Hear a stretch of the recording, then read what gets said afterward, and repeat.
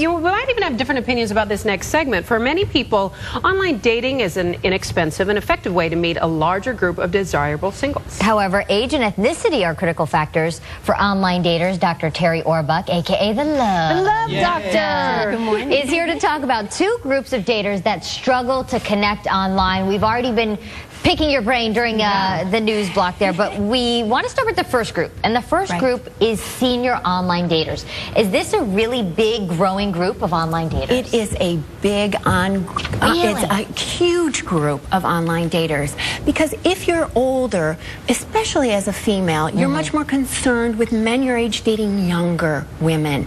And so what we have is these online targeted dating sites like seniorpeoplemeet.com, where you're 50 plus and you have a huge pool of eligible seniors who are relationship oriented. But they face some issues as well. They do. And what are some of those? I think the first and biggest challenge is that seniors are much more vulnerable to scammers. And at seniorpeoplemeet.com, we kick those scammers off as much as we can.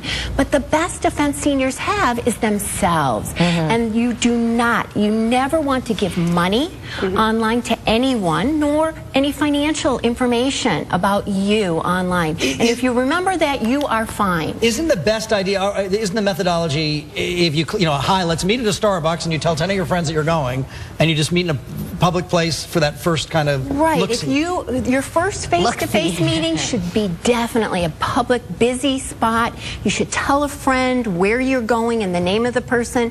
And again, you want to go there yourself and home yourself. So don't have anybody pick you up. Don't give anybody your address or other personal information until you really get to know that person as a senior. Another group, and we were really interested in talking about this aspect too, of people that are having a harder time and they face their own set of issues.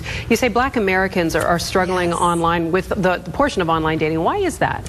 Well, I think there's a misconception that there aren't enough available educated, professional, relationship-oriented Black men and women out there to date. But don't all single people complain that there aren't? I mean, men and women alike, black, white, whatever. Isn't that a common argument? Very common, but I think Black Americans especially. And so when you go to blackpeoplemeet.com, you can see there are over 300,000 Black men and women who are all relationship-oriented, looking to date seriously. But shouldn't you just kind of fish in a big pond as opposed to categorizing and segmenting? Well, I think the targeted online dating sites are better because what you want to be looking for is a critical factor or characteristic of yourself that you also want in a mate.